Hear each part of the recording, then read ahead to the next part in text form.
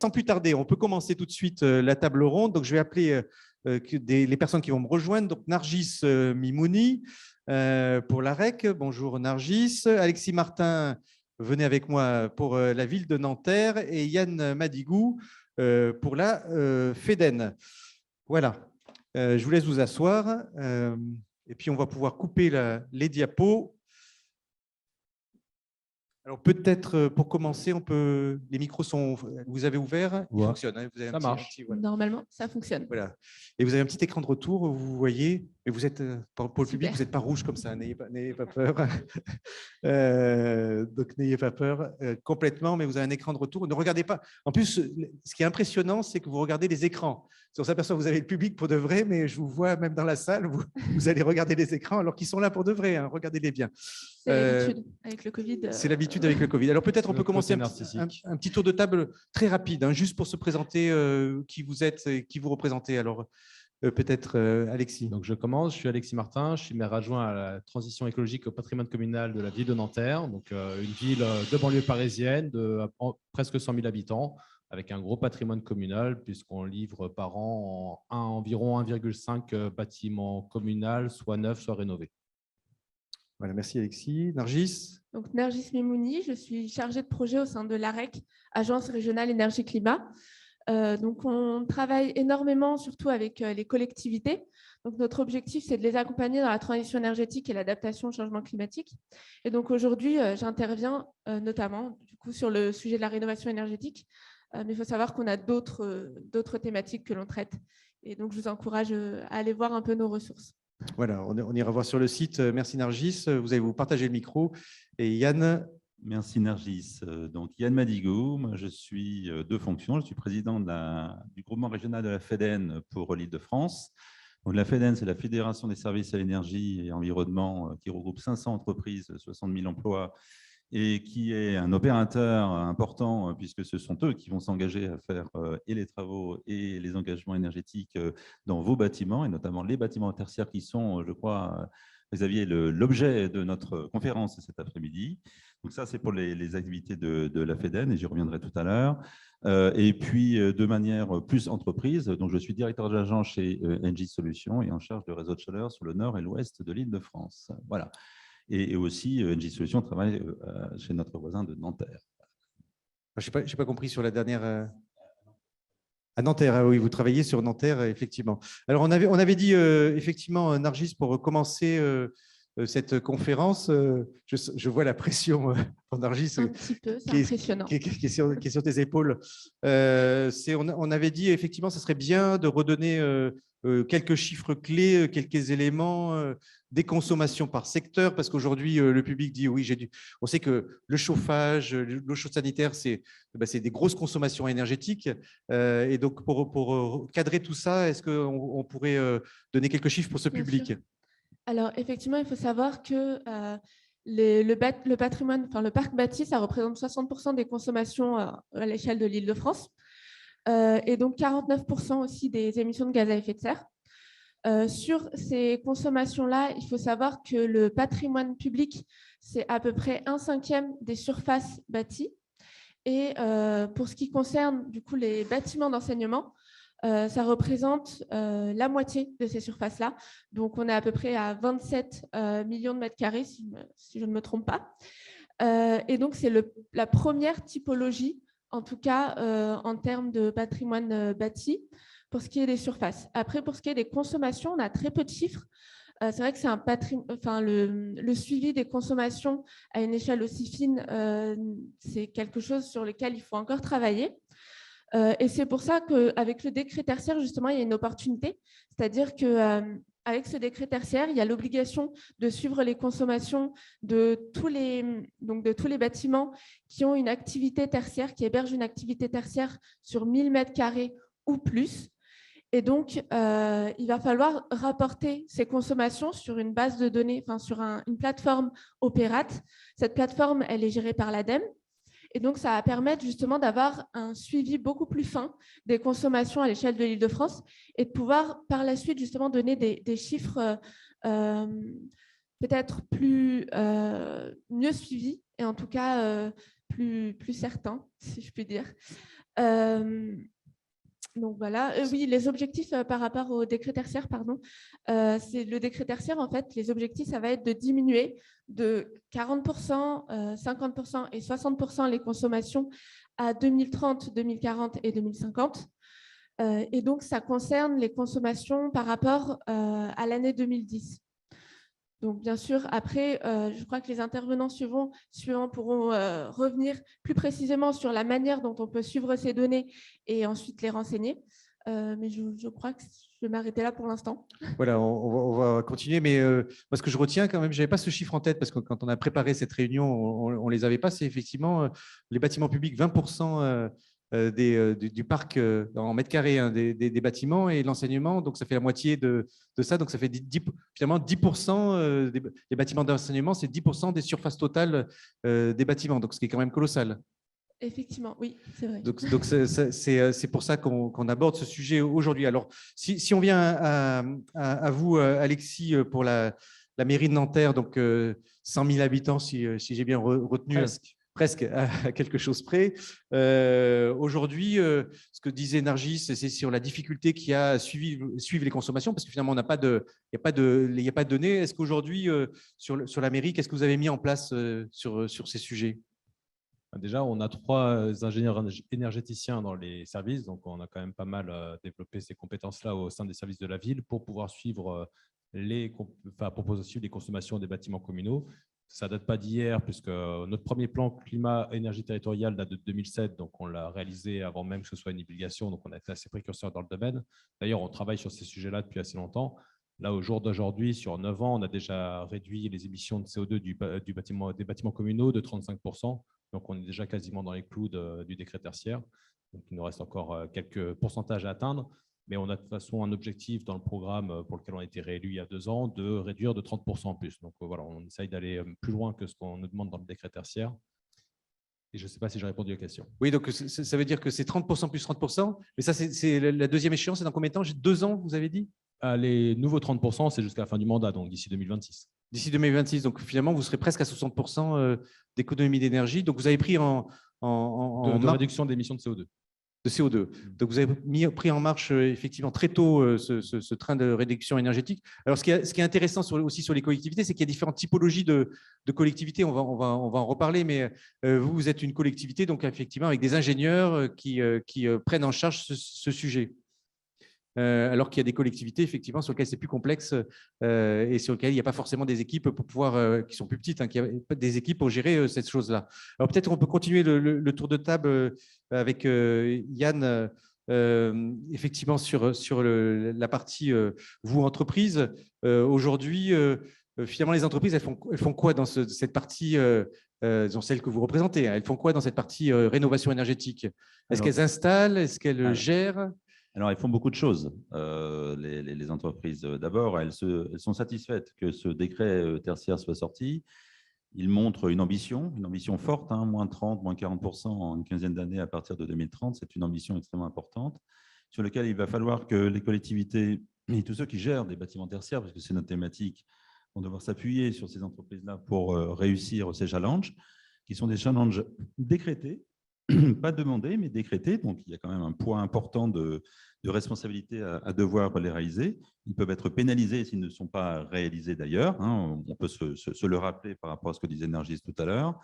Et donc, pour nos entreprises, c'est une réelle opportunité de pouvoir s'exprimer aussi bien sur les phases travaux, les phases conception, réalisation, les phases exploitation et surtout quelque chose qui m'est extrêmement important en tant qu'exploitant, c'est le fait de faire durer aussi le résultat dans le temps. Hein, parce que c'est bien d'obtenir les 30%, mais c'est mieux de les tenir dans le temps. Et le législateur qui nous sort ce décret-là, il ne demande pas à ce qu'on le réussisse une fois, il réussit à ce qu'on le réussisse tous les ans et de mieux en mieux, d'année en année. Hein, c'est ce que l'on comprend au travers de la législation. Donc, nos entreprises sont très, très contentes de ce sujet-là et elles labellisent un produit qui est vraiment notre produit phare en termes d'engagement, c'est ce que l'on appelle le contrat de performance énergétique, qui est le contrat qui suit finalement le décret et qui est capable d'apporter les engagements nécessaires pour que ces résultats soient obtenus.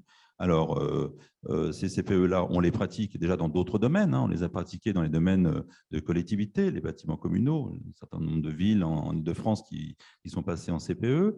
Nous avons pratiqué aussi dans les copropriétés. Je crois que c'était un débat ce matin, les copropriétés, donc vous avez dû aborder aussi ce sujet-là, donc qui est un débat avec un agencement différent des copropriétés par rapport aux villes, un circuit de décision peut-être plus compliqué.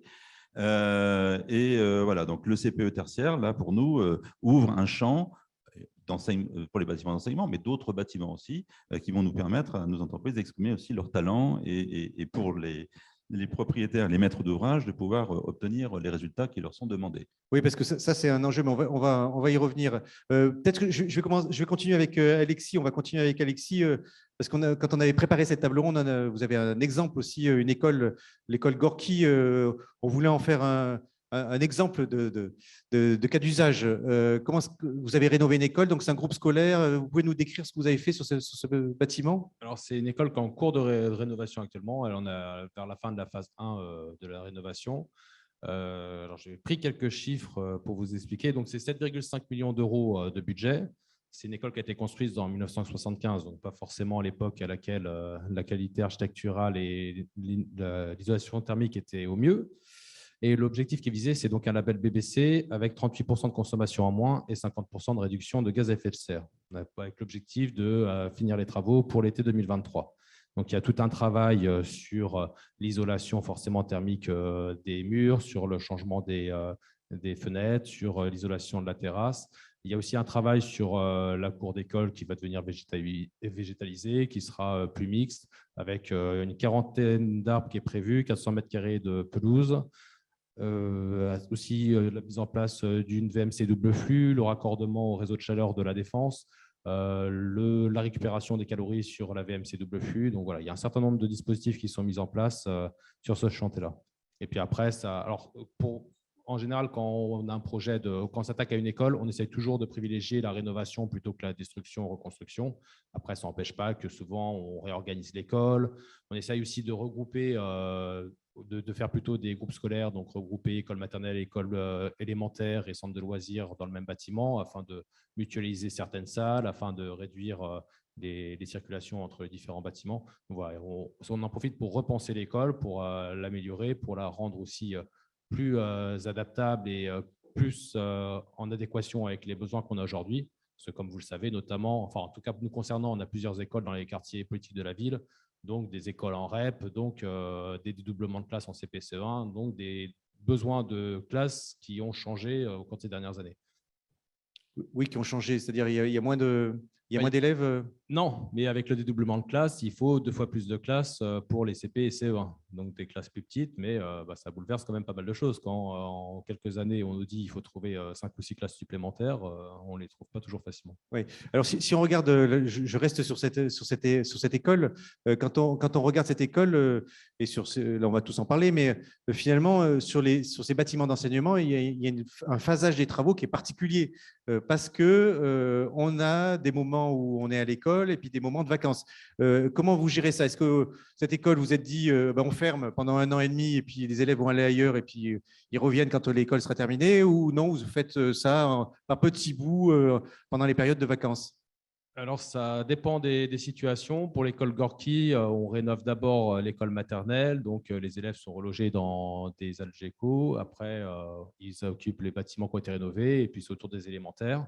Donc, ça, c'est le cas pour Gorki. Mais j'ai un autre exemple, c'est qu'on va bientôt rénover l'école Paul Langevin. Et dans ce cas-là, ce n'est pas encore tout à fait arbitré, mais on va certainement se diriger plutôt vers tous les élèves d'élémentaire et maternelle iront rejoindre les Algeco pour pouvoir travailler en site vide, ce qui permet d'accélérer les travaux, ce qui permet aussi de réduire les nuisances pour les enfants qui n'auront pas le bruit des travaux à côté d'eux quand ils travailleront.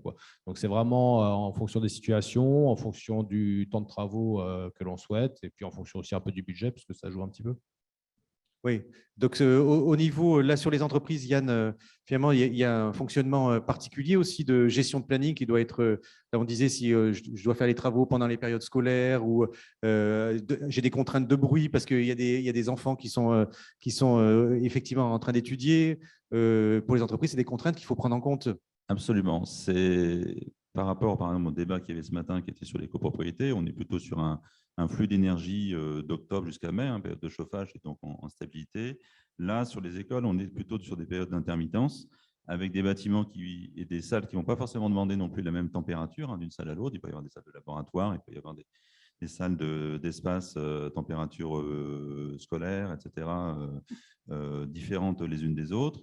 Donc, on doit jouer, on va dire, entre ces phases d'intermittence où, par exemple, dans les vacances, on va faire un certain nombre de travaux pour ne pas déranger, on va dire, les élèves et les enseignants pendant leur cours. Et puis, des phases, par exemple, en phase été, on va faire des travaux peut-être un peu plus lourds pendant la phase de juillet-août. Voilà. Donc, on essaie d'adapter et de coordonner ces travaux avec le maître d'ouvrage, là, en l'occurrence, une ville, de manière à pouvoir, je dirais, j'ai envie de dire, adresser un coefficient d'embêtement le moins important possible, hein, et faire en sorte que le principe de service soit continu, c'est-à-dire que l'enseignement continue dans des bonnes conditions, parce que c'est quand même ça le point principal de l'opération. Oui, on va revenir. Là, je vois que vous avez ouvert une diapo sur le lycée d'Alsace, mais on va y revenir. Nargis, si on fait un écho, là, tu peux être représentante aujourd'hui aussi des collectivités qui sont plus petites en taille. C'est qu'il n'y a pas toujours des ingénieurs dans les collectivités. Donc, comment font les collectivités qui sont plus modestes pour mettre en œuvre ce plan de rénovation, et quand elles n'ont pas la chance d'avoir 3 ingénieurs qui vont plancher sur le sujet? Alors, effectivement, c'est un peu plus compliqué pour elles. Souvent, les travaux vont durer plus longtemps. Elles vont avoir des objectifs très ciblés, c'est-à-dire que ça peut être notamment se concentrer que sur un bâtiment. Donc, elles ne vont pas démultiplier les projets. Il faut savoir qu'il y a aussi des accompagnements, ou en tout cas des structures qui existent, qui sont là pour accompagner les collectivités. Je pense notamment aux ALEC, Agences locales de l'énergie. Il y a des syndicats d'énergie aussi, qui peuvent tout à fait accompagner les collectivités.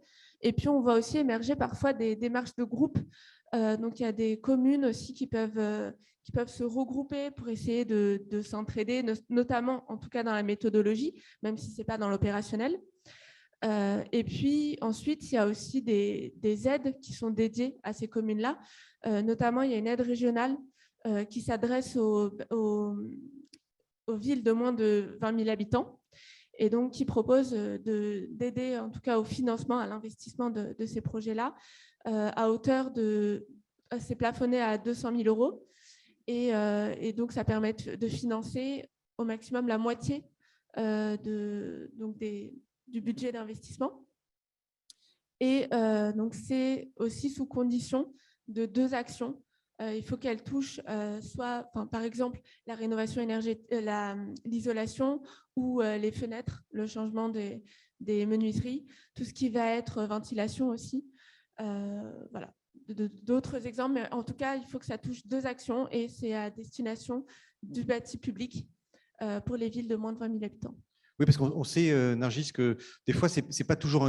Là, tu parlais de financement, mais il n'y a pas qu'un problème d'argent, parce qu'on sait que, notamment sur le plan de relance, on a eu la Banque des territoires qui est intervenue déjà sur les conférences l'année dernière. Il y a les moyens financiers qui sont là, et pour autant, les travaux ne sont pas engagés parce que les freins sont ailleurs.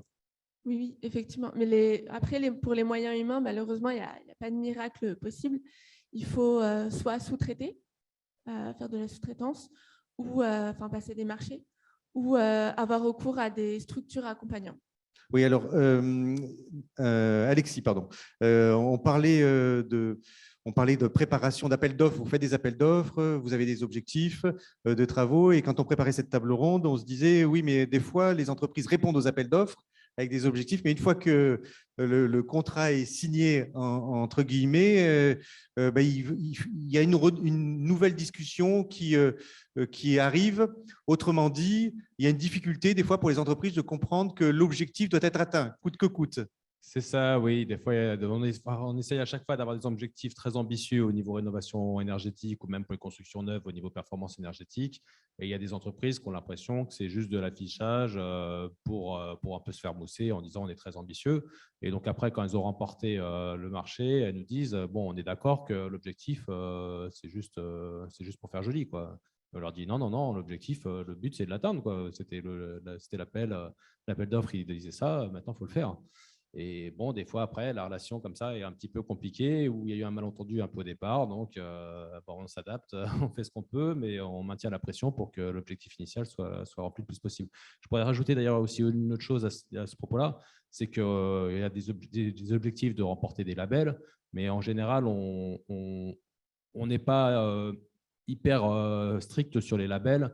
Parce que, par exemple, si le label il dit qu'il faut réduire de 30% ici et de 20% là, et qu'on voit qu'on est à moins 28 au lieu des moins 30, mais que de l'autre côté, on peut faire moins 30 au lieu de moins 20 avec un budget moindre, on va plutôt privilégier de réduire plus fortement un autre facteur que de remporter stricto sensu les objectifs du label. Donc voilà, on se module un petit peu comme ça en privilégiant la performance totale plutôt que le label où il faut rentrer à tout prix dans les clous. Oui, vous n'êtes pas pour la bonne note sur le label, vous êtes sur l'efficacité. Voilà, on est plus pour le résultat que pour le label. Alors, pour comprendre quelque chose, Yann, sur les CPE, parce que si j'ai bien compris, pour moi, les CPE, je m'engage sur un objectif, il doit être tenu. Et ce que j'entends, c'est que des fois, alors je ne sais pas si les appels d'offres que vous faites, c'est toujours des CPE qui sont derrière, mais des fois, c'est toujours des CPE? Non, pas toujours. On a eu pour le Palais des Sports, justement, avec Engie. Mais après, on a aussi les marchés globaux de performance dans lesquels on se dirige de plus en plus. Oui, donc sur un CPE, quand on s'engage, on est obligé de tenir, ou sinon ça coûte cher. Ah, évidemment, ça coûte cher.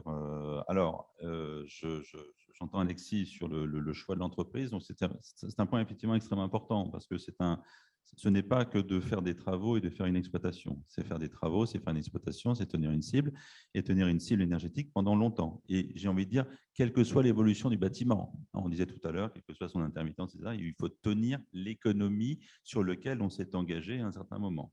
Donc, ça demande effectivement un certain nombre de soins particuliers, peut-être plus de soins qu'une exploitation traditionnelle de bâtiments. Ça demande aussi un certain nombre de moyens. Je me disais tout à l'heure qu'il y avait l'un de nos confrères du CIPIM qui était présent, l'un des syndicats de la FEDEN qui s'occupe notamment de toute la partie automatisme qui est présent. Donc, ça demande aussi de surveiller, de mettre en place un certain nombre d'outils pour récupérer des données, des datas, pour s'assurer que dans le temps, ces objectifs-là sont bien tenus. Donc, c'est un autre contrat. Et effectivement, le choix, la sélection d'entreprise est extrêmement importante pour s'assurer que derrière, j'ai envie de dire tout simplement, parce qu'on est en ce début d'après-midi, ils tiennent la route, quoi, et qu'ils répondent bien aux objectifs du maître d'ouvrage. Alors, pour donner juste quelques chiffres, l'un des syndicats, on a deux syndicats, beaucoup de syndicats qui sont connus en dehors du CIPIM, mais nous avons le SNEC, le syndicat national d'exploitation de chauffage, qui représente la plupart des exploitations des exploitants de chauffage aujourd'hui sur la France, et le syndicat national du chauffage urbain. Je ne parlerai pas du SNCU, je parlerai du SNEC. Le SNEC mène une enquête chaque année autour du CPE. Elle en a mené 3, je crois que c'était sa 4e enquête, et la dernière enquête, plutôt de faire l'inventaire des CPE, on a posé la question de savoir à nos maîtres d'ouvrage, EcoPro d'ailleurs, il y avait du privé, on a mélangé un petit peu tous les sujets dans les fiches références qui nous remontaient, par rapport aux objectifs de départ qui vous étaient fixés, messieurs les chefs d'entreprise de la fédération. Avez-vous réussi dans le temps, au bout de 3-4 ans, à réussir à tenir ces objectifs? À minima, 100% des clients nous ont répondu favorablement. Certains ont même été au-delà des objectifs qui étaient fixés. Voilà. Bon, alors, il faut savoir aussi qu'à la FEDEN, on a sorti un certain nombre de clausiers, un certain nombre de procédures, un certain nombre de bonnes pratiques sur le CPE que ces maîtres d'ouvrage-là ont aussi utilisé de manière à avoir toute la vigilance nécessaire. C'est quoi alors les éléments de vigilance? Parce que là, on voit qu'il y a eu la crise du Covid, j'imagine dans les écoles, on disait qu'il fallait laisser les fenêtres ouvertes. Bon, alors pour la partie efficacité énergétique, quand on a un CPE et qu'on laisse les fenêtres ouvertes dans des bâtiments, comment ça se passe? Il y a un élément de vigilance qui me vient tout de suite quand j'étais très opérationnel et je m'occupais des CPE, c'était de se dire ce qu'on appelle les actions de performance énergie, lesquelles je mets en œuvre. Parce qu'on peut, dans ce domaine-là, se faire extrêmement plaisir. On peut se dire, tiens, je vais faire de la rénovation thermique de bâtiments, je vais rajouter de la rénovation énergétique de mes installations, je vais rajouter de la sobriété énergétique, je vais faire plein de choses. Sauf qu'en voulant faire plein de choses, effectivement, derrière, le bas de page, on parlait de financier tout à l'heure, va être extrêmement lourd. Donc, je vais avoir une forte économie, mais un investissement assez lourd. Est-ce que c'est absorbable par le maître d'ouvrage et le propriétaire? Est-ce qu'il est prêt à y aller? Est-ce qu'il est prêt à maîtriser cet ensemble de données? Donc, moi, je me dis toujours, l'un des points de vigilance, attention sur les APE et sur la sélection des APE. Quelquefois, il vaut mieux faire moins d'APE, par exemple, uniquement les sur APE, alors pour les actions de performance énergétique. C'est-à-dire, c'est ce que disait Alexis tout à l'heure, toutes les actions qui ont pu être mises en œuvre pour obtenir l'objectif de moins 30 ou moins 35% que l'on s'est donné, qui sont quelquefois des actions de 2 ou 3% qui s'ajoutent les unes après les autres. Il y en a certaines qui sont très importantes quand on travaille sur le bâti, il y en a certaines qui sont moindres. Et donc, cette sélection-là, en fonction de l'entreprise et en fonction des actions qui peuvent être à mettre en œuvre, et du choix du maître d'ouvrage aussi, il faut donc être très vigilant sur la sélection de ces actions, parce que certaines entreprises vont savoir les faire, d'autres vont peut-être avoir un peu plus de difficultés à les réaliser. Voilà. Donc, cette sélection de départ est extrêmement importante, et donc ça passe forcément par un audit de départ des installations, de manière à pouvoir s'engager derrière dans le temps avec notre maître d'ouvrage.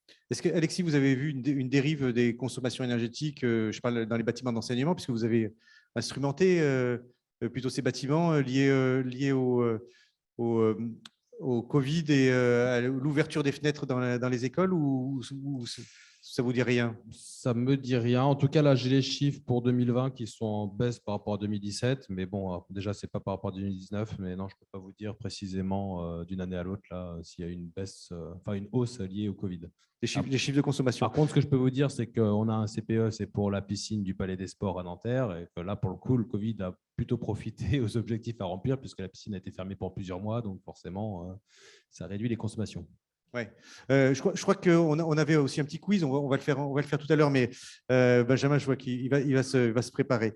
Je voulais revenir aussi sur, on parlait de réseau de chaleur, parce que je crois que vous êtes branché, là, je vois vous me regardez avec attention, parce que ça c'est votre sujet aussi sur Nanterre.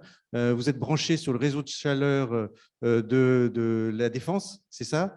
En partie, oui. Et donc, la question, là, c'est pour nous ramener à l'actualité. On avait dit qu'on en parlerait 2 minutes, mais on ne va pas rester hors sujet. Mais en tout cas, on est obligé d'en parler. Comment est produite cette chaleur sur la Défense? Est-ce que c'est avec du gaz? Est-ce que c'est avec des énergies renouvelables? Alors, pour le réseau de chaleur de la Défense, c'est quand même un réseau de chaleur et de froid. C'est d'ailleurs plus un réseau de froid qu'un réseau de chaleur. Pour l'instant, c'est en partie au fioul et en partie au gaz. Donc, ce n'est pas très vertueux.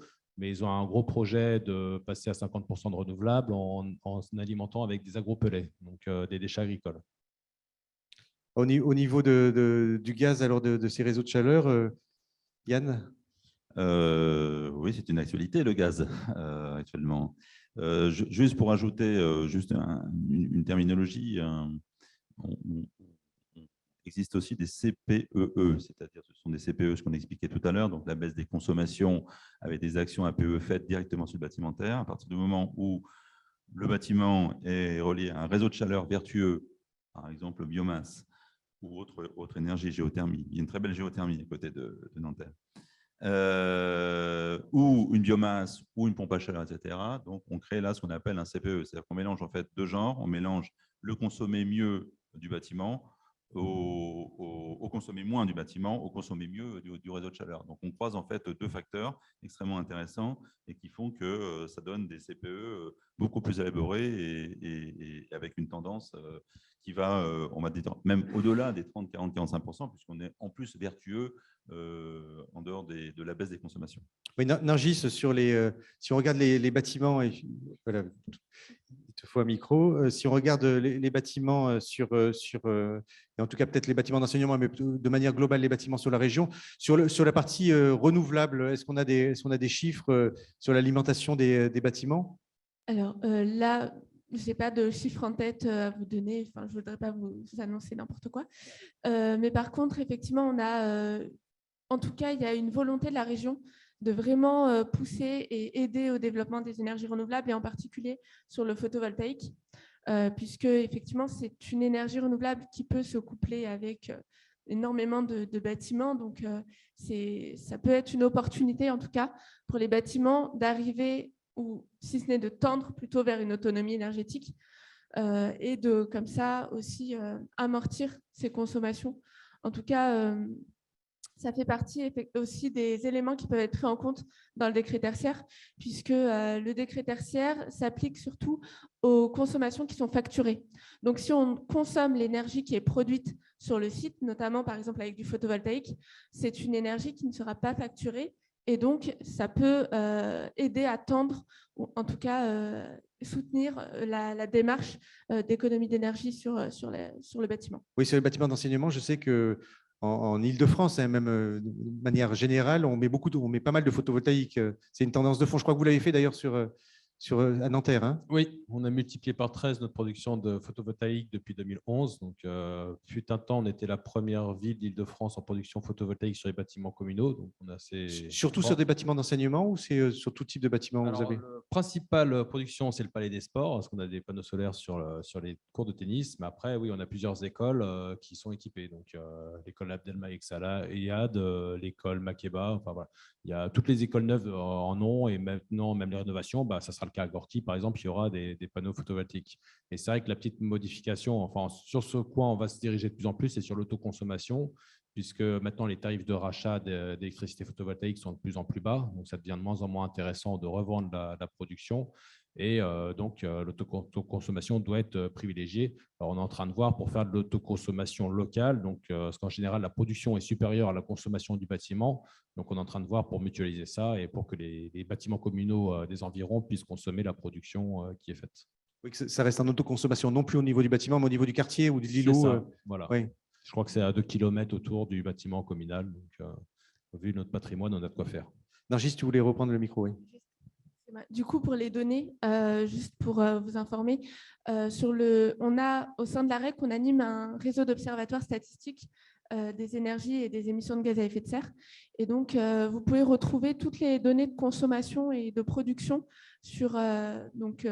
publiées par le ROSE sur la plateforme Energif.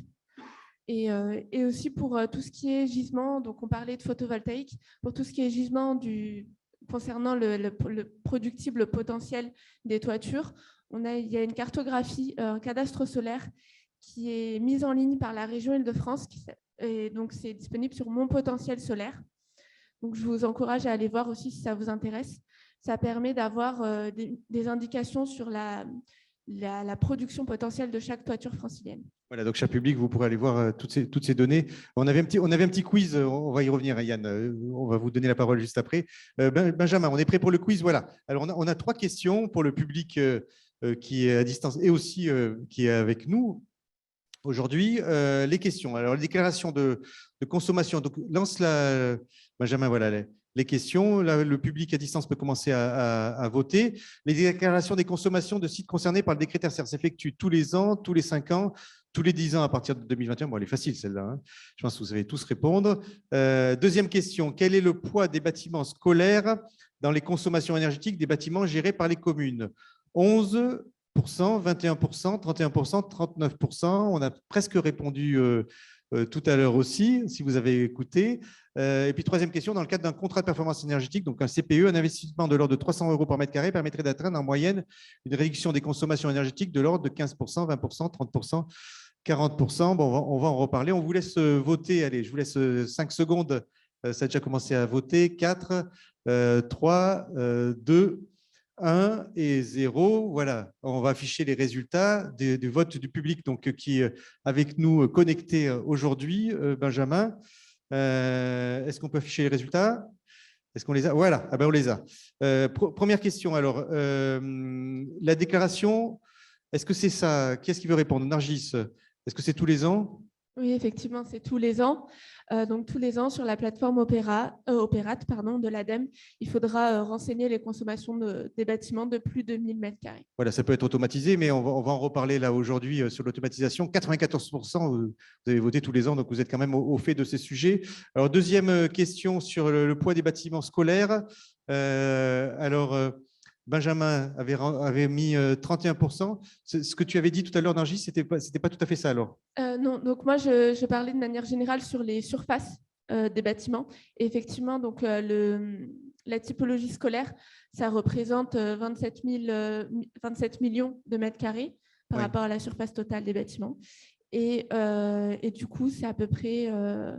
donc, on était sur 1/5 par rapport au patrimoine public, donc la moitié, donc 1/10. Voilà, ça dépend si on parle en bâtiment ou en mètre carré. Et puis la troisième question, dans le cadre d'un contrat de performance énergétique, les investissements, ça permet de faire quelle économie? Alors peut-être Yann, pour répondre. Oui, alors 300 € par mètre carré, si on regarde un petit peu la moyenne des investissements, ça correspond à une grosse rénovation énergétique de production, hein, c'est ce qu'on retrouve en chaufferie, et il doit y avoir derrière, dans les 300 € par mètre carré, un peu de rénovation thermique de bâtiments aussi. Ça peut être de l'isolation de fenêtres, une partie d'isolation de façade, par exemple, aussi, mais on n'est pas sur une rénovation globale, en tout cas. non, on n'est pas sur une rénovation globale encore, c'est un peu au-dessus de ce ratio-là. Mais c'est déjà pas mal. Voilà, donc c'est que vous connaissez bien les chiffres, Yann, des coûts de rénovation. Merci à vous. Voilà, donc, je voulais juste revenir Yann, sur un sujet. Vous posiez la question tout à l'heure de la notion des réseaux vertueux, et on se l'a posé avec Alexis. À noter aussi que quand il y a un réseau est vertueux, donc avec un taux ONR quand même de plus de 60%, donc quand même bien en ligne avec les objectifs de la transition énergétique. Je tiens à souligner, et moi je le vois au sein de mes collectivités avec lesquelles j'ai le plaisir de travailler, l'exemplarité des maires ou des présidents de conseils départementaux pour les collèges ou de la région Île-de-France qui n'hésitent pas à mettre le paquet pour accorder ces bâtiments. Alors, ils peuvent avoir aussi du photovoltaïque aussi sur le bâtiment, mais à raccorder ce bâtiment sur les réseaux vertueux. Voilà, donc c'est une forme, je trouve, intéressante et l'exemple des bâtiments d'enseignement est vraiment extrêmement important à montrer parce que ça montre, on l'a vu tout à l'heure, 31% des bâtiments du volume du bâtiment d'une ville, c'est quand même un volume d'énergie très important. Et donc, ça nous aide aussi dans les réseaux à soutenir l'activité vertueuse des réseaux en complément des CPE qui sont faits sur le bâtimentaire. Voilà. Voilà, merci. Ça sera donc le mot de la fin. Nargis, tu voulais dire un petit mot. Merci beaucoup. On peut vous remercier et les applaudir. Alors.